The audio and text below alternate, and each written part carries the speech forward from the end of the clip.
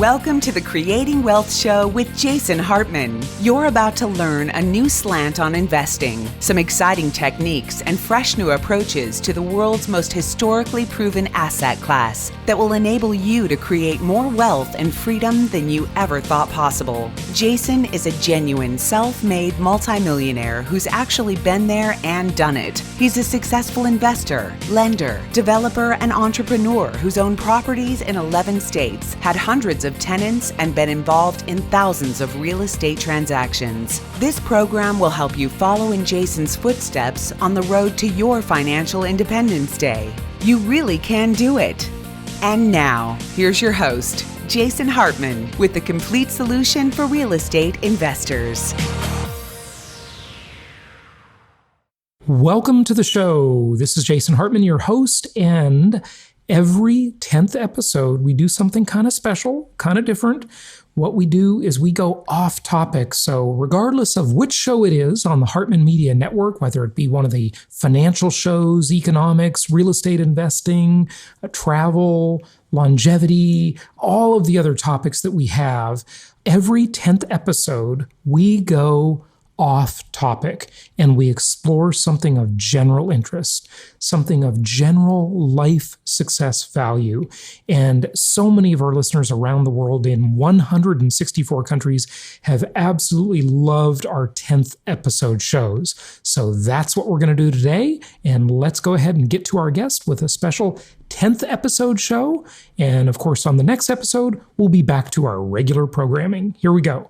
Welcome to episode 1490, 1490. This is a 10th episode, and I know it's a little different to have a 10th episode on this day of the week, but we've had to run some extra episodes for you folks because, well, we just frankly got too much newsworthy content, and we don't want you to miss it. So I am happy to work weekends for you. Weekends, evenings, whatever it takes to keep you, the investor, informed as to what is going on in the market, in the economy, and these are crazy times. I have to tell you, I am usually a pretty optimistic guy. I think you probably agree with that. I'm an optimistic complainer. An optimistic complainer. How do you like that? And I tell you, with the news lately, I'm a little worried, to say the least. I think the country is, my prediction, another one of my predictions, so many of them have come true. Another one of them I think is going to come true probably sooner rather than later. We'll see. It's a pretty big deal. This is a big one. And I don't think it'll necessarily affect our investments in any negative way. In fact, it might be extremely positive depending on where those properties happen to be. And I think most of you who've been following my good plan, my prudent plan, will actually benefit from this. But I think at the same time, it's sad for the country. It's sad for the United States. And here's the prediction I made 20 years ago. Now, I didn't have a podcast 20 years ago. I started podcasting about 15 years ago.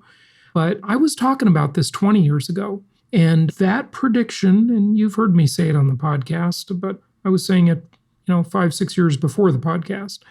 And that prediction is that during our lifetimes, we will see at least one, if not more, states secede from the Union. And you know what? The more I see what's going on in the world and the more I realize, just come to the realization that the red and the blue, the right and the left cannot coexist together.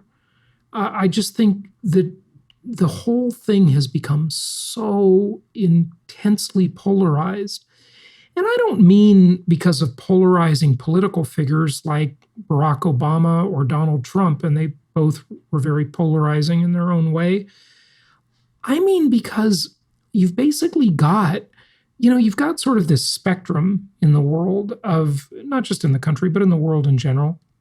You've got, and this is Ayn Randian, by the way, so if you haven't read Atlas Shrugged and you haven't realized how true that prophecy from the late Ayn Rand has become, And it was written, I don't know, 60 years ago now? Is it 70 years yet? I don't remember the exact date she wrote the book, but it's a 1,200-page masterpiece. And I don't agree with everything Ayn Rand says, by the way, but, even though I don't agree with everything, I do agree with a lot of things. And agree or not, she was still brilliant either way. Let's try, and I hope I do this, and I hope you do it too. I recognize brilliance in people I disagree with. So you don't have to agree with everything to recognize that just the thought process alone is pretty brilliant sometimes. But Ayn Rand, I agree with a lot of her stuff. Not everything, but a lot of it. Anyway, Atlas Shrugged, John Galt, who is John Galt, and the producers just sort of saying, hey, I'm not going to do it anymore. I'm not going to be the slave to the takers. And when we look at that spectrum of people, there are the value creators, and there are the value consumers, and then, even worse, there are the value destroyers. And with what's going on, as we look at the video that is coming in from around the US and around the world, where these absolute idiots, they don't even really understand what they're protesting about. And if you don't believe me, just find the videos online where people are sticking a microphone in their face and they don't even know what they're talking about.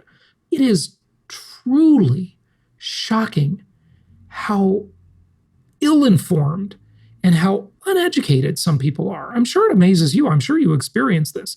Listen, present company completely excluded, because I know there's nobody like that listening to this show. Everybody listening to this show, they understand, they get it, they're intellectual, they're thinkers, they're curious. But go out in the world, and wow, it's pretty discouraging. It really is. So yeah, I'm worried. I'm worried about that. I think for our properties, though, we actually could really benefit. Now, many years ago, and you've heard me say this, if you've been listening to the show the past 14 years, 15 years, you've heard me say this, quote, and this was before Hong Kong Hong Kong has now become a disaster, but you get the idea. Hong Kong is this economic miracle outside of communist China. And China is way less communist than it used to be. It's actually very capitalist, right?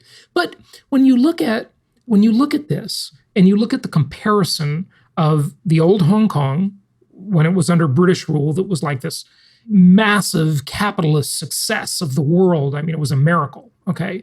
And still is to a lesser degree. And then you compare it to the old China that was an absolute communist disaster, right?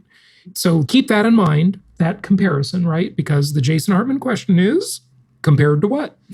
Compared to what? That's always the right question. So I said many times over the years, and you heard me say it, that if Texas, and I'm just using Texas as an example because it's the Lone Star State, and, it supposedly has this thing in its state constitution, which I don't know much about, but I've heard it, that it could easily secede from the Union. And, several years ago, Texas was like, just gobbling up all the businesses as they left the Socialist Republic of California. And we'll get to that in a moment because I'm going to tell you some stuff that's going to blow your mind. And by the way, this is a 10th episode show today. So we'll have our guest on here in a moment, and she's going to talk about this absolutely disgusting, tragic thing that must be stopped called human trafficking. And I did a show on this years ago with sort of the renowned Harvard professor. I can't remember his name, but he wrote a book on it in the early days of our awareness about this as a society. And, now thankfully we're becoming more aware, and hopefully we'll put a dent in it. But hey, there is a capitalist solution and a libertarian solution that would just end human trafficking overnight. I mean, at least it would put a giant dent in it. Just compare it to the legalization of marijuana in so many places, which I agree and disagree with at the same time. I have my qualms about that one. Philosophically, I agree with it, but practically speaking, I think it might be just a big plot, a big conspiracy. Oh, get your tinfoil hats out. Get your tinfoil hats out. Conspiracy. He mentioned the word. Oh, God, demonetize the channel. What a world we live in. We have tech companies controlling and censoring our speech. Can you believe it? This is insanity. You couldn't make this stuff up. It's absolute insanity. Anyway, but the capitalist solution is they made marijuana legal in several states, and guess what? It put all the drug smugglers out of business. So just think about that. It works. If you want to collapse, see, the thing that any criminal syndicate has, like Wall Street, is a pseudo monopoly, right? Because there are very few people that are actually willing to commit crimes, and on any big scale.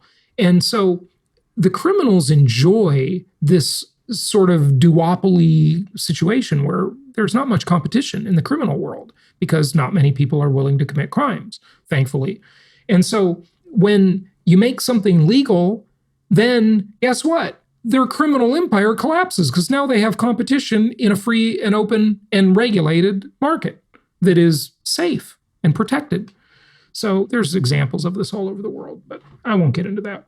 Anyway, Ayn Rand, John Galt, what were we talking about here, Jason? Get back on track. But Texas would become the Hong Kong of the United States. I really do think we are getting closer and closer to seeing secession because we've got value creators, value consumers, which, are just people kind of leeching off the system. And then we've got value destroyers, people that are actually destructive, that are destroying the livelihoods of innocent people in their own communities, by the way. And that's just really, really awful. It's absolutely awful. And so speaking of value destroyers, they are just regular day-to-day people, and they're also people in government. Listen to this. This article is in The Real Deal, a newsletter I get. Another gut punch. The LA City Council mulls apartment vacancy tax ballot measure. The city report found that high-priced units are disproportionately vacant. Empty units in LA may cost landlords more than just missed rent in the future. The LA City Council directed city lawyers to draft a vacancy tax ballot measure this week, according to the LA Times. Proponents argue that taxing landlords for empty units would motivate them to rent their units instead of holding out for higher rents. Oh my God. Are you freaking kidding me? You communist nutjob dictators. Unbelievable. The fact that this could even be a serious discussion in a city government is absolutely pathetic. Can you imagine? Do you think anybody, if this actually passed, do you think any sane person would be stupid enough to buy a property in this disastrous city, my hometown? I grew up in Los Angeles. What a disaster. I mean, if you want to create a housing shortage, this is how you do it. I mean, these people in government should be drawn and quartered. The people that propose this kind of stuff in a country like the United States of America, literally, they should be criminally prosecuted. I mean, absolutely pathetic. Unbelievable. The LA Housing and Community Investment Department estimates that there are between 85,000 and 100,000 empty units in the city, a vacancy rate of 6 to 7%. Higher priced units are disproportionately vacant compared to mid and lower priced units, the HCID, Housing and Community Investment Department, found.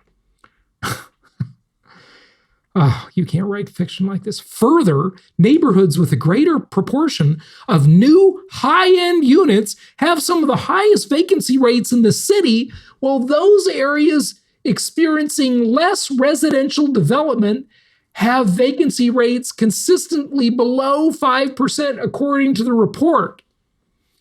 The city is around 500,000 affordable units short of demand. Around 67,000 people were experiencing homelessness as of January.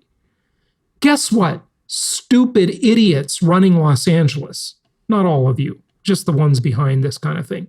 Idiots. By the way, dear idiots with the HCID that are behind this, why don't you come on the show and debate this? And come on the show and tell us why this kind of absolute totalitarian dictatorship stupidity makes sense. This is unbelievable. You want to solve the homelessness problem, you idiots? Well, let me see. Stop running businesses out of your city with all this excess, ridiculous regulation. Stop making it so hard to build anything in your city. And stop rewarding the wrong behaviors on every side of the spectrum. That's how you solve the homelessness problem, or at least make a big dent in it. You'll probably never completely solve it, but you'll make a big dent by just following that simple advice. Oh my God. Where do we go from here? Go open your window, like they did in the movie Network that I shared, and yell out the window, I'm mad as hell and I'm not going to take it anymore. Can you imagine? That's just another form of rent control right there. That's exactly what that is. Unbelievable. All right. Well, hey, if you need us and you need some sanity in the world, reach out, jasonhartman.com or 1-800-HARTMAN. We're here for you as your investment therapist. If you own, and by the way, that's not just LA, that's every lefty-controlled city and community in the country and the world that does stuff like that. LA is just the example of today, okay? You know, it's the poster child for how to destroy a once great city. Congratulations, Los Angeles. You're doing a good job killing yourself. It's tragic to watch it. Unbelievable. And the state of California is doing the same thing in all kinds of different ways. We've talked about it. But hey, it's happening across the country too, not just there. Okay, it's not just LA, it's not just California. There's crazy stuff like this going on in New York. There's crazy stuff like this going on in Oregon, in Washington State. I mean, just unbelievable. Go to places that are landlord-friendly, folks. You can find them at jasonhartman.com/properties. Landlord-friendly places that incentivize you as landlords to provide housing to people. Imagine that. That's a good thing. Incentivize the right behavior, because like the greatest management principle in the world says, what gets rewarded gets repeated. And if you want to see a tragic example of that right now, our guest will talk about that today. Because sadly, what's getting rewarded is getting repeated in the world of human trafficking. Yes, we have slavery going on in the modern world all around the world because it gets rewarded. The way to stop getting it rewarded is to destroy their criminal cartel. It's not monopoly. It's not even duopoly, but it's a small number who are willing to commit crimes. And there's good ways to destroy that. So we're going to talk about that right now. This is a 10th episode show, so we go off topic and we discuss a non-real estate topic. We covered some of that in the intro today on my rant about these crazy dictators in government, the value destroyers. All right, here we go with our guest. Let's end human trafficking once and for all. This has absolutely got to end forever. And you know, one of the ways we can also put a dent in it is be aware of what's going on. When you're around living your life, just be aware of it, okay? Be aware that someone that walks up to you somewhere might be a victim of this, and you could report it to authorities. And there have been many cases of that you've heard about on the news. All right, here we go with our guest.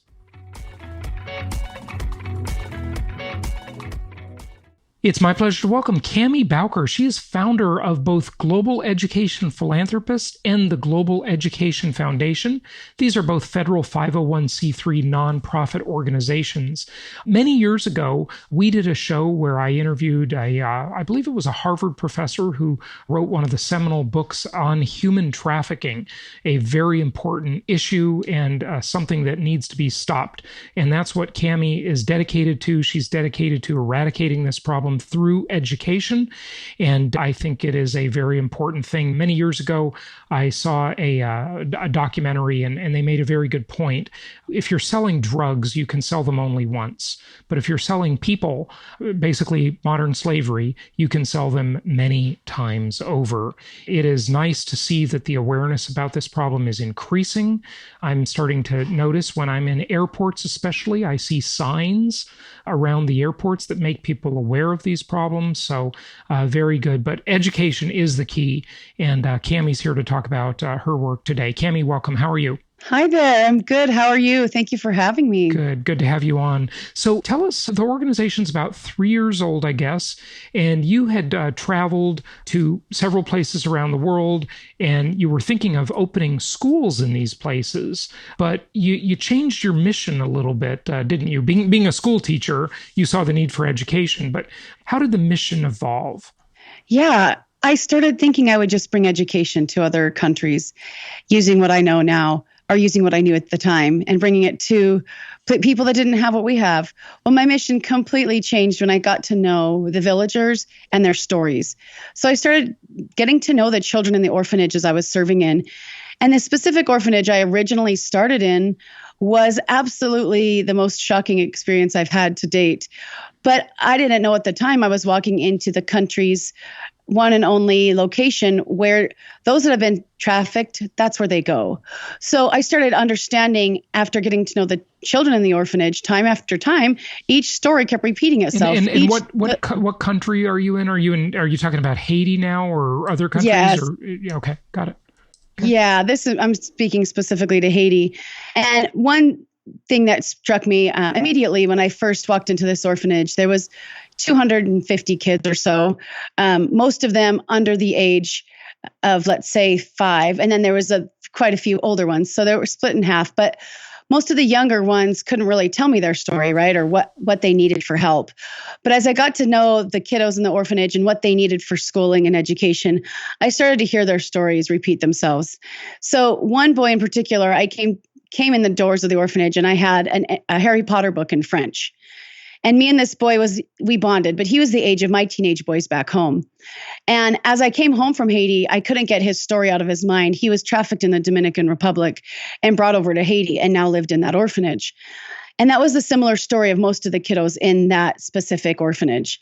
So I would come back to my U.S. life, my first world life, and I'd try to teach in the classroom.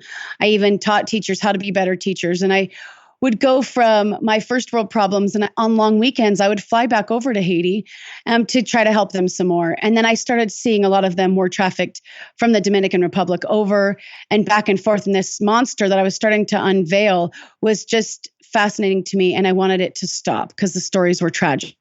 And Cammy, why was it Haiti and the Dominican Republic? Just because there's no plane flight needed, right? They would just travel over land. Oh, I mean, the DR is not particularly rich. I would think that most of this trafficking is from a bad economic climate to a better one where people can afford to pay for their slave labor, right?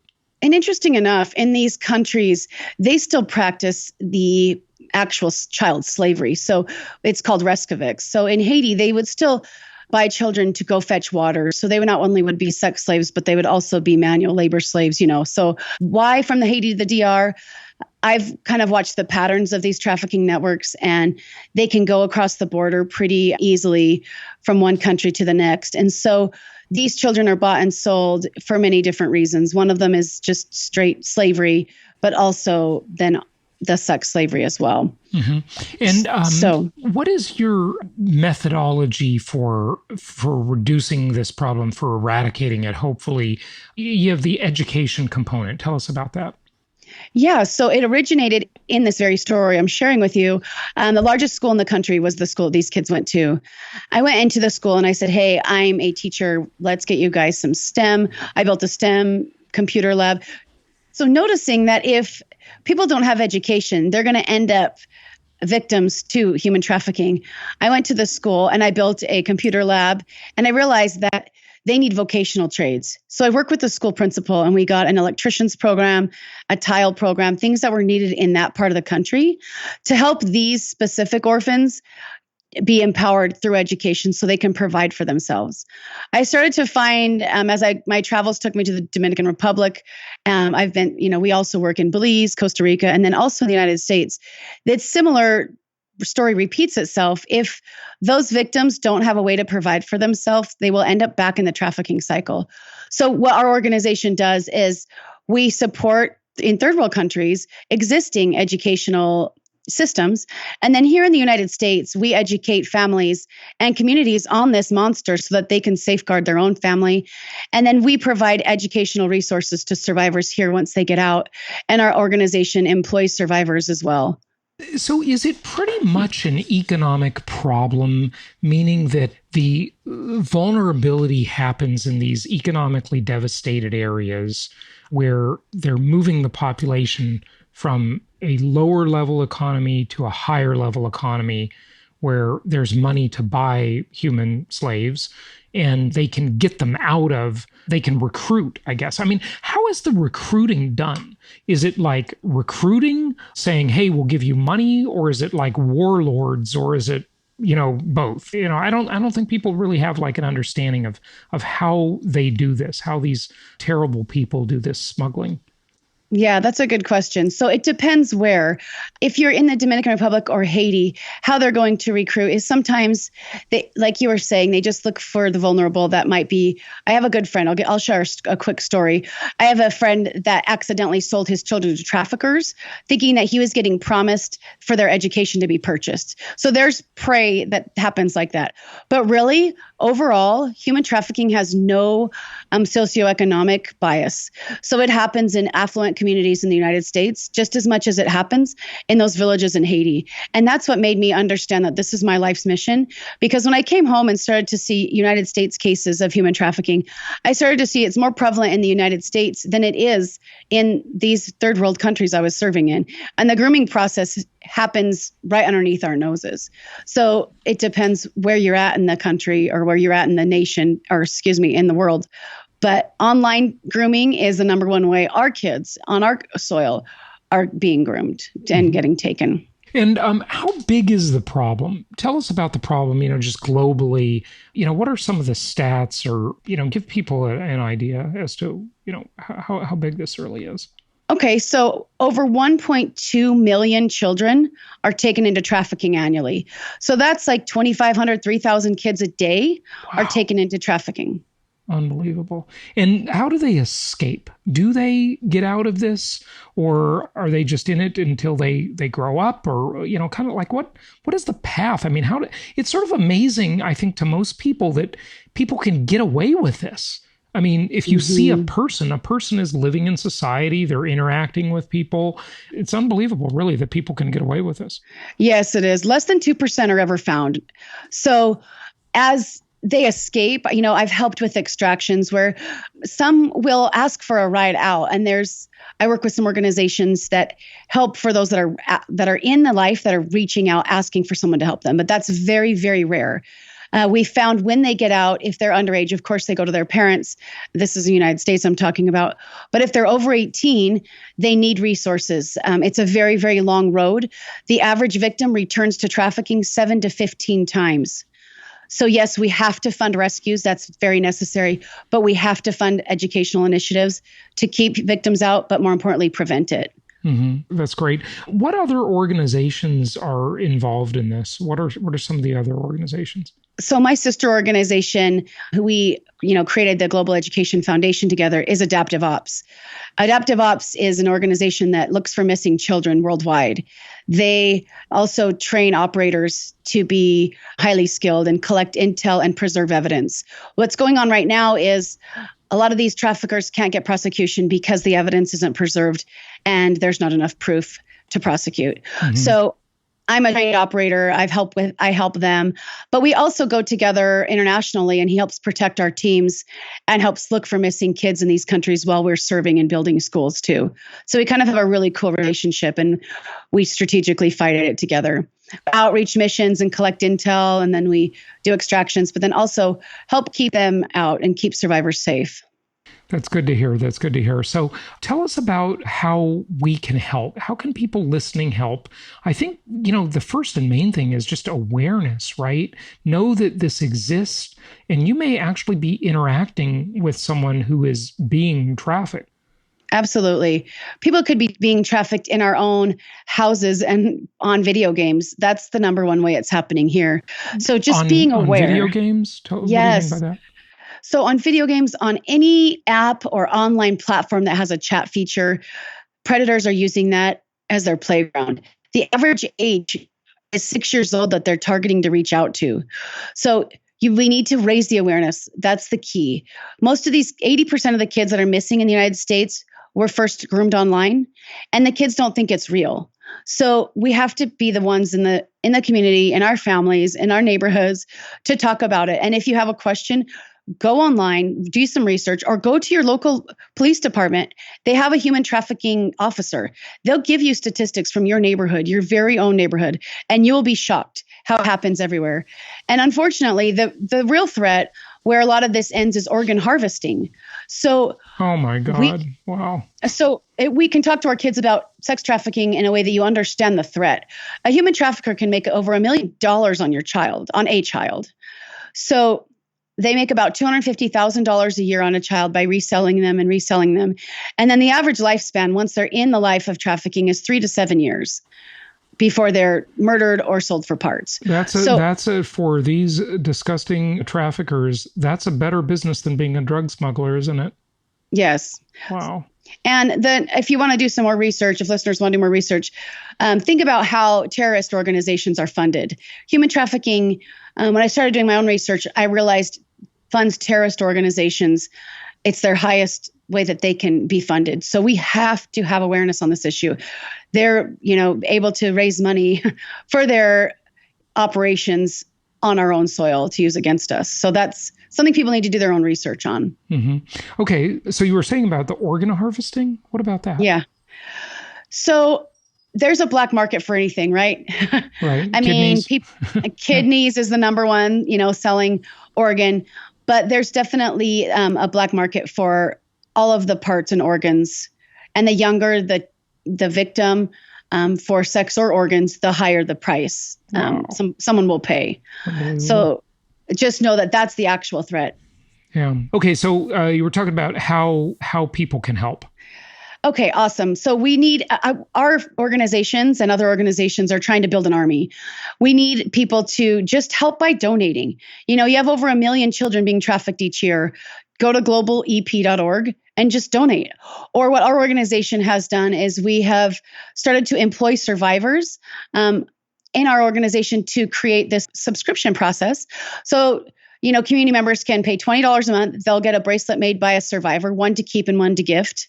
So each subscription comes with 2 bracelets. And that's $240 a year. That provides 72 hours of safe respite care right when they get out. If someone wants to donate $40 a month, that provides 2 weeks of safe housing. If someone donates $100 a month, that provides education, higher education for these boys and girls when they get out. Mm-hmm. They also need mental health support. The resources for when they get out are absolutely absent. There's more beds for missing dogs in this country than there are for people. So we have to raise money for people to get real help when they get out. Otherwise, the cycle just continues. And we use educational, we get access to them, education for them to finish their GED, to go on to a vocational school, just like I did when I first started in Haiti. We get them a scholarship to college if they can, pass the entrance exams. So really, truly fighting it in our own neighborhoods and around the globe is what we do. So we need an army. People, if you're ex-Special Forces or ex-CIA and you think that you want to be an operator, contact us. Adaptive Ops will screen you. We need more operators. We need more eyes out there. Tell us what an operator is. What do you mean by that? Sure. So an operator would be someone that's trained and they can understand how to collect intel, how to preserve evidence, possibly go on a rescue mission. That's what an operator would do. And we need enough people throughout the country that can stand up against this monster, to truly have a hands-on fight against it. Our organization wants to give community members a hands-on way to be philanthropists. Mm-hmm. Okay, so what else can people actually do? I mean, money is one thing, but what can people do? What action can they take?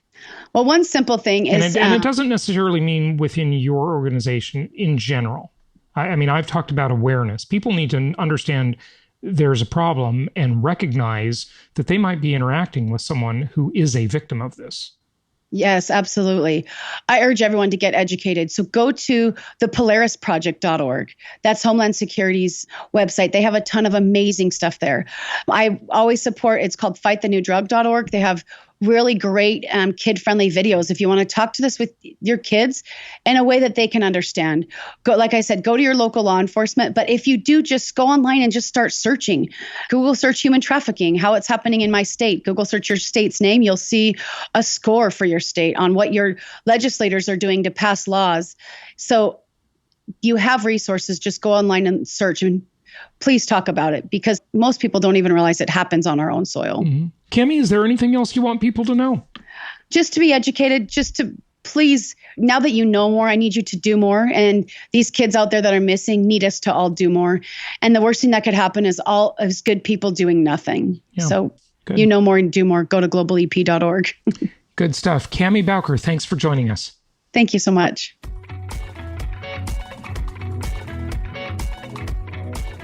Thank you so much for listening. Please be sure to subscribe so that you don't miss any episodes. Be sure to check out the show's specific website and our general website, hartmanmedia.com, for appropriate disclaimers and terms of service. Remember that guest opinions are their own, and if you require specific legal or tax advice or advice in any other specialized area, please consult an appropriate professional. And we also very much appreciate you reviewing the show. Please go to iTunes or Stitcher Radio or whatever platform you're using and write a review for the show. We would very much appreciate that. And be sure to make it official and subscribe so you do not miss any episodes. We look forward to seeing you on the next episode.